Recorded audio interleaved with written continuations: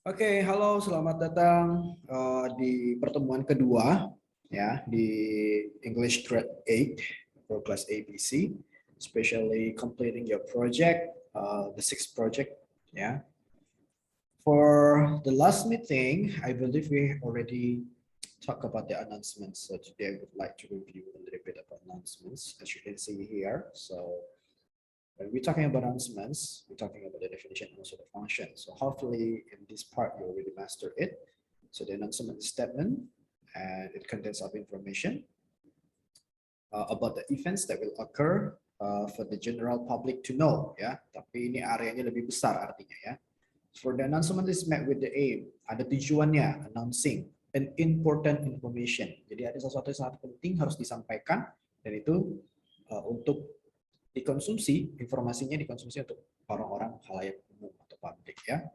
Nah, di pertemuan kedua ini, hari ini Mr. Joe ingin kita fokus dua topik ya. Topik yang pertama itu adalah tentang notice, lalu yang kedua atau yang ketiga adalah short message. Untuk kedua hal ini sangat gampang, sangat sederhana, tetapi tolong diperhatikan juga karena ini harus berkesinambungan dalam menjawab driving questions di bahasa Inggris ya. Okay, without further ado, let's start our materials today. Let me skip this part since we have already did it. Okay, so notice and short message part 2 ya. Let's see. I always start with the definition. So what is notice by the way? So based on Merriam-Webster's ya, kalau bisa kalian lihat di sana, definisinya banyak ya. Bisa bersifat dia warning or intimation of something ya. The announcements of a party, the party of intention to quit an argument or relation to a specific time. The condition of being warned or notified ya, usually used in the phrase or notice ya, or notice. Nah, perhatikan baik-baik secara definisi saja harusnya kita sudah mendapatkan gambaran ya, walaupun masih kasar sekali lah ya, untuk menotis sesuatu, menyampaikan juga sesuatu ya. Ada kata phrase di sana ya, kalau kalian lihat di sini ya, ada di sini ya, in the phrase on notice. Nah, nanti kita lihat bagaimana bentuk-bentuk notice ya. Oke, kita lanjut. Secara definisi sudah. Nah, secara jelasnya definition and function of notice, notice or caution. Nah, ini biasanya sering kita dengar ya. Sir, kenapa di situ tiba-tiba ada caution? Kenapa nggak notice? Basically, kita berbicara itu notice dulu. Karena notice itu adalah level paling atasnya. Baru nanti masuk ke caution. Atau ya kalau misalnya bisa katakan, ya notice and caution itu 11-12 teman-teman ya. Nggak ada perbedaan yang signifikan lah. Mungkin hanya penggunaannya saja nanti atau pengaplikasiannya ya. Kita lihat di lapangan nanti bagaimana bentuknya. Oke. So far kita berbicara definisinya dulu. So notice or caution is a form of functional text. Ya, ada fungsi. Used as instruction or guidance to someone. Ingat ya, to someone. Berarti ini bisa ke kamu secara langsung atau ke saya secara langsung atau mungkin ke khalayak umum juga. Ya. Doing or not doing something. Nah, ingat ya. Notice or caution may be in the form, sekali lagi, may be in the form of phrases. Ya, apa itu phrases? Combination of words. Ya. Clause itu sentence. Or an image, mark atau sign. Ya, sering kita lihat yang seperti ini ya. Nah, notice or caution is a short. Ingat ya, dia pendek nih. Short and simple information addressed to someone else. Okay, notice should be easily understood. Harusnya sangat-sangat gampang untuk dipahami. And easy to read. So usually notice or notification always using simple words. Ingat ya, ini karakteristiknya nih. Selalu menggunakan kalimat-kalimat yang simple sekali. Ya, written in a simple and large font. Nah, biasanya ukurannya gede-gede. Ya, kalau misalnya ditaruh di tempat yang halayak umum, harusnya sih bisa dibaca dengan jelas ya. And it is usually placed in the public places, ya, of course. Ya, udah pasti. Notice can also be signed. Ingat ya, kalau notice itu bisa secara tulisan, bisa secara gambar, tanda-tanda atau sign, ya. Oke, dan biasanya teraplikasinya itu ditempatkan pada public places. Ya. Oke, kita lanjut. Nah, ini berbicara tentang definisi dan function tadi ya.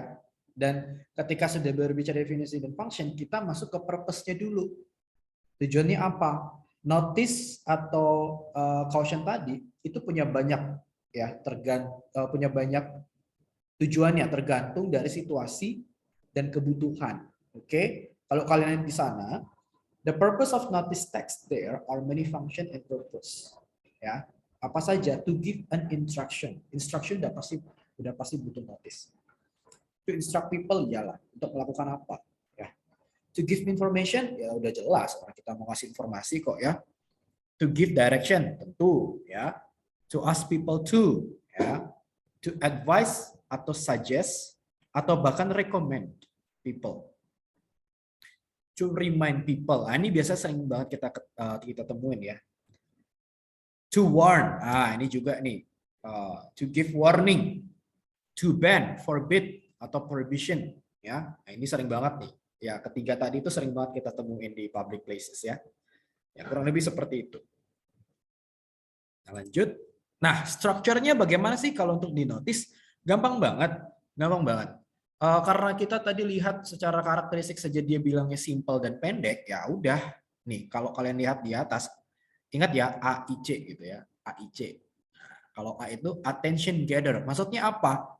Ketika kalian mau bikin satu notice dengan situasi dan konteks tertentu, coba buat itu lebih eye catching. Ya, buatlah sebuah notice itu yang eye catching, yang langsung nangkap nih, ini ada notice gitu ya.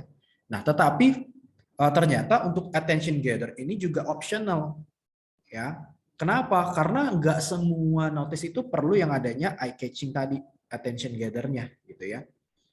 Tetapi kalau menurut saya pribadi, alangkah baiknya ketika kita memberikan notice kepada sesuatu keperluan atau kepentingan tertentu, ya lebih bagus diletakkanlah ya attention gather itu ya.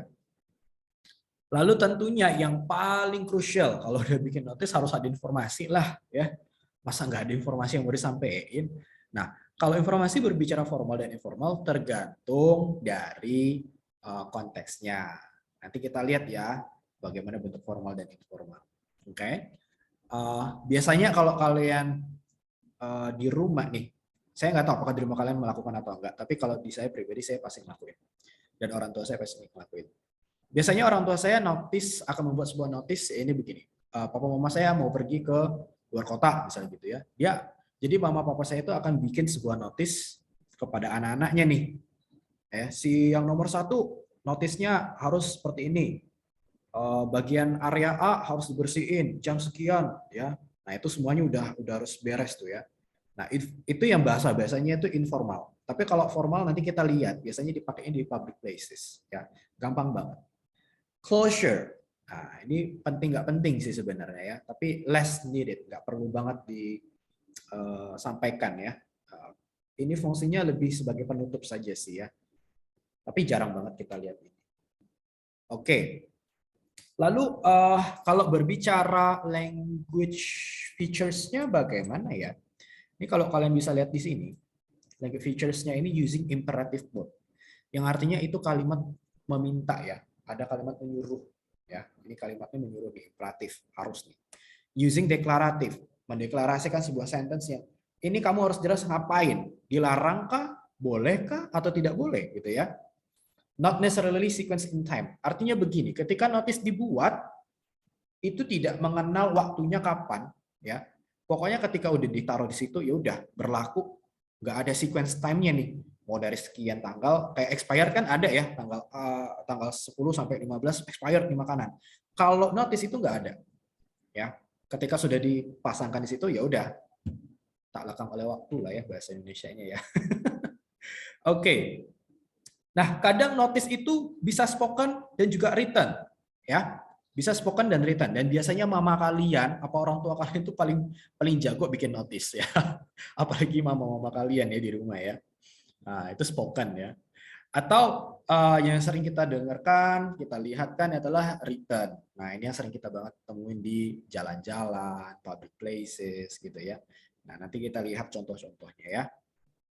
Oke, lanjut. Nah, ini yang tadi saya bilang, kinds of notice. Dan biasanya kita sering nemuin nih, ya teman-teman ya. Nah, ada yang jenisnya comment. Kalau comment ini kan arahan ya. Ini jenisnya comment nih. Notice, all visitors must register at office. Nah, ini arahan nih ya. Keep the door closed. Nah, ini udah pasti komen. Masih banyak yang lain ya. Lalu ada prohibition, larangan, no swimming. Ya, takutnya kalian teram kakinya, udah deh. Wassalam. Tinggal nama. Enggak. Maksudnya kalau no swimming artinya begini, area itu sudah dipastikan tidak aman untuk manusia. Ya, ada aktivitas di situ tidak boleh. Oke, atau no photography. Nah, biasanya kita sering temuin no photography ini di area pom bensin gitu ya, atau area-area yang lebih ke private, urusannya lebih ke private nih areanya. Shoplifters will be persecuted. Nah, ini juga nih ya. Lalu no mobile phones. Nah, ini bisa terjadi di pom bensin juga ada ya, tidak boleh ya, perangkat mobile phone itu diaktifkan tidak boleh. Atau di bandara kita sering juga ya, ketika di dalam pesawat ya. Lalu information. Nah, biasanya kalau informasi ini ya jelas sih. Kalau notice information mau ngasih tahu ya, no littering. Jangan buang sampah sembarangan ya. Is the law. Ada aturannya nih, ada hukumannya nih. Maksimum dendanya sampai $200 itu gede loh ya. Saya nggak punya uang sebanyak itu ya. Please do not feed the animals. Nah, ini jangan nih. Biasanya kita temuin notice seperti ini di zoo ya, atau bahkan di alam liar ya, nggak boleh ya. Kalau di pik biasanya ada juga ya, banyak monyet-monyet di pinggir jalan ya, itu kalian pernah lihat nggak ya? Please do not feed the monkeys gitu ya, atau the animals ya. Oke, lalu ada caution. Caution biasanya ini juga sering kita lihat. Caution hot surface do not touch ya ini, atau caution wet floor. Ini sering banget kita temuin ya. Nah, nanti tolong silakan kalian explore lagi terkait jenis-jenis dari notice ya. Oke, kita lanjut. Nah, untuk selanjutnya kita akan bahas tentang short message. Sangat gampang ya kalau short message ini, sayang ya, di Merriam-Webster mereka hanya mengenal short message service yang artinya sudah langsung SMS dan berbicara tentang teknologi for sending short message ya. Oke. Dan kalau kalian lihat di sini saya bikin secara langsung saja definisi, function dan juga structure-nya ya. Ini sangat gampang teman-teman ya. Sangat gampang. Kalau secara definisi, short message is a brief text message sent to or from a mobile phone subscriber through the short message service. Ya gampang sih. Tapi boleh nggak sih kalau misalnya kita pakainya tulisan saja? Ya boleh-boleh aja, sah-sah aja. Ya, short message itu mengikuti zaman. Ya, kalau dulu sebelum SMS atau sebelum adanya short message, itu kita pakainya pager. Pager ya. Atau bahkan tarik lagi ke belakang kita pakai kode Morse malah ya. Nah, itu. Jadi semakin ke sini arahnya juga udah yang semakin modern ya. Tetapi functionnya atau fungsinya itu tetap sama. To send an important message or information to other people, friend or family. Yang artinya membangun silaturahmi, menjaga komunikasi ya. Dan biasanya tuh kalau short message ya hanya pesan-pesan tertentu saja ya, maksudnya pesan yang krusial ya gitu ya. Kalau semakin ke sini semakin krusial ya. Artinya semakin, bahkan kalimatnya pendek-pendek. Bahkan saya notice sampai detik ini juga banyak yang short message-nya itu hanya emoticon dan orang yang menerima emoticon itu sudah ngerti, oh ini maksudnya ini gitu ya. Nah, saya nggak tahu apakah kalian juga menemukan hal seperti itu.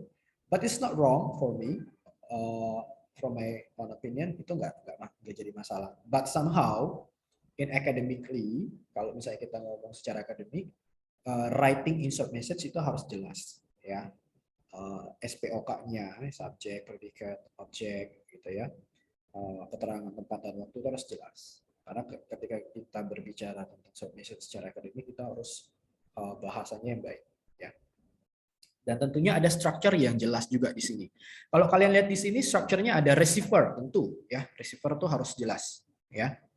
Merupakan tujuan pesan yang akan kita sampaikan. Siapa sih yang menerima pesan tersebut? Nah, bagian ini penting, jangan sampai salah juga ya. Takutnya pernah nggak sih salah send ke orang gitu, sorry kepencet gitu ya, sorry kekirim gitu, salah orang gitu ya. Setelah receivernya kita tahu, tentu ada content atau body, ada information yang mau disampaikan ya, ada isi dan pesannya. Sesuai dengan namanya short message, maka ya tulislah pesan dengan kalimat yang singkat dan jelas. Singkat tapi jelas, jangan singkat tapi nggak jelas ya. Kayak siapa lah itu ya, kayak mantan ya, nggak jelas. Oke, lanjut. Di bagian terakhir itu ada sender, guys. Nah, sender tuh ya jelas lah kalian ya, yang ngirimnya kalian gitu ya. Oke, jangan pernah kirim by anonymous, bisa gitu. Ya, itu nggak jelas. Artinya itu ya apa ya? Kalau kirim send short message kayak gitu, pesan misterius ya, nggak masuk akal juga sih. Yang adanya jadi teror ya, nggak boleh. Oke ya, jadi kita udah belajar tentang definisinya, udah tahu functionnya, udah tahu strukturnya. Oke, kita lanjut. Oke, nah di sini kalau kalian lihat, Mr. Jo udah kasih 2 contoh, kalian boleh lihat di sini. Contoh yang pertama, Dear Ratna, berarti ini receiver atau sender? Receiver ya, oke. Hi, where are you? I came to your class to return your pen just now, but you were not in. So I put your pencil on your table. Thanks for it. Gitu ya. Kayaknya agak bahaya juga ya. Kalau di Indonesia udah hilang aja tuh pena pasti. Jangan ditiru. Oke. Dear Juan, your dad and I are going to your grandma's house. We will be there for 3 days because your grandma is sick. Aduh, kasihan banget ya. And she needs to be looked after. Harus dijaga nih ya. So take care of yourself at home. Don't forget to eat and wash your clothes. Gak bersih-bersih rumah nih. Take care your money that I put under book on the table in the living room. Dikasih uang jajan ya dari mamanya ya. Oke. Terlihat jelas ya. Kalau di sini sudah ada receiver, sudah ada body-nya, sudah ada sendernya. Gampang. Very easy. Oke, nah sekarang silakan kalian mengerjakan exercise kedua. Exercise kedua berlaku untuk individu. Sekali lagi individu ya. Minggu ketiga kita akan kumpulkan semua ya. Oke, so answer these following questions based on the short message below. Jadi kalian baca dulu ya. Hi Austin ya. Dari untuk Austin ini ya. I'm going to my grandmother's house in another city for a week to attend my aunt's wedding ceremony. I'm leaving this city with my family tomorrow morning. I will not come to school for a week. Waduh, seminggu ya. I have informed Miss Tina that I'll be absent. She told me that there will be a lot of tests next week. Ooh. Can you please lend me your notebooks when I'm back? I'll be back home on Sunday afternoon and I'll come to your house to borrow your books. Thank you dari Yvonne ya. Oke. Pertanyaannya ada 1, 2, 3, 4, 5. Ya, nanti kalian boleh pause ya ketika play video ini. Lalu ada soal nomor 6, 7, 8, 9, 10. Kalian boleh pause lagi. Lalu untuk yang selanjutnya, ya, ini bagian analyze. Kalian harus membaca dan juga analyze the generic structure of this short message below dan menjawab ada 8 pertanyaan berdasarkan short message di atas. Ya. Silakan di pause. Oh, dan untuk analyze ini itu ada 3 bagian yang harus kalian isi. Nomor 1 ini bagian apa, nomor 2 ini bagian apa, nomor 3 bagian apa. Udah jelas banget ya. Very easy. Oke, silakan dikerjakan. Ini bernilai individual. Saya harap semuanya bisa menjawab dengan baik. Dan berakhir sudah pertemuan untuk part kedua. Ya, kalian sudah belajar secara individu. Udah 2 minggu ya. Saya harap pertemuan pertama tentang announcements dan pertemuan kedua tentang notice dan short message bisa kalian pahami dengan baik. Oke. Nah, sebelum saya end pertemuan ini, saya mau kasih briefing dulu untuk menjawab drafting questions. So far sudah ada beberapa grup yang mengirimkan pekerjaan mereka. Namun sayangnya karena belum mengerti di notice dan short message-nya, jadi agak sedikit miss. Yang Mr. Jo harapkan adalah kalian membuat sebuah konsep, ya, ada poster, dan poster itu isinya ada announcement, ada notice, dan juga tentunya short message. Ya, misalnya contoh, saya ambil contoh ya. Saya adalah ketua panitia pendaki gunung. Lalu saya punya members ceritanya, dan saya ingin rekrut orang-orang baru. Jadi tentu saya bikin announcement atau tidak. Kebutuhan saya mau rekrut orang-orang baru nih untuk naik gunung, ya kan? Nah, kegiatannya apa ketika sudah naik gunung? Oh, saya mau reboisasi, saya mau nanam tanaman-tanaman lagi, gitu ya, di area-area tertentu. Perlu nggak saya bikin pesan ke members baru saya? Perlu kan? Isinya mungkin teman-teman yang baru mendaftar, mohon mempersiapkan alat-alat pendakian gitu ya, untuk berdaki, misalnya alat-alat kemah, lalu juga alat-alat untuk what do we call the clothes, something for the gardening ya, ya pokoknya alat-alat untuk menanam tanaman ya, lalu supplies yang dibutuhkan, makanan, minuman gitu ya, kebutuhannya apa, lalu saya akan bikin sebuah notice di poster saya. Notisnya apa? Ternyata medan yang akan kita naiki nih gunungnya itu sedikit licin. Jadi saya akan bikin notice gitu ya. The road is slippery gitu. Atau mungkin areanya ini akan ada banyak challenging nih. Misalnya tanaman-tanaman beracun, misal gitu ya. Atau saya katakan, oh ternyata ada animals yang liar nih seperti snakes gitu ya. Jadi saya akan bikin notice beware of the poisonous snakes gitu ya. Nah, seperti itu harapan Mr. Jo. Jadi dalam poster itu kalian bikin gitu ya. Kalian buat tuh framework-nya. Oke, tertangkap ya. Atau bisa saya sampaikan seperti ini, teman-teman, untuk framework-nya. Semoga terlihat. Oh, tidak terlihat. Oke. Nggak apa-apa. Saya coba ini dulu ya. Saya sudah buat salah satu contohnya. Saya stop share di sini. Lalu saya akan share screen lagi. Kira-kira ini adalah poster yang sudah saya buat, ya. Nah, kalau membuat poster tentu harus ada logo sekolah dan juga nama sekolah ya di atas ya. Lalu saya bikin sebuah title di atasnya, Palasta Nature Lovers ya. Lalu saya buat di sini ada tanggal, ada waktu, Merbabu Mountain. Nah, lalu apa nih? Palasta Nature Lovers open new member registration for students who are interested. Please come on Saturday, November 14, 2022 at 3 p.m. in the Palasta room. Please bring a 3x4 photos ya, ukuran 3x4. For more information, contact David on bla bla bla bla. Oke, lalu apa? Saya bikin notice atau caution ya di sini ya. Kasus saya kan caution. Bear in area, ternyata di Gunung Merbabu ada bear ya. Nah, ini dear mountaineers ya, be cautious and aware of for the nature activities. Please advise yourself with proper equipment. Best regards ya dari panitia ya, komite ya. Nah, kurang lebih seperti itu ya. Harus di bagian awalnya pengumuman, ada notisnya, lalu ada short message-nya untuk kalau kasus saya new members-nya ya. Nah, semoga tertangkap apa yang menjadi harapan saya ya untuk kalian ya, dan juga menjawab drafting questions kalian di minggu ini, sehingga minggu ketiga saya tinggal cross check saja ya, dan itu sudah saya bisa nilai. Oke, I think that's all for our meeting today. Semoga bisa bermanfaat buat kalian tentunya ya, karena kalian belajar secara mandiri, dan jangan lupa untuk mengerjakan exercise-nya. I think that's all. Thank you for having me today and God bless you. Bye bye.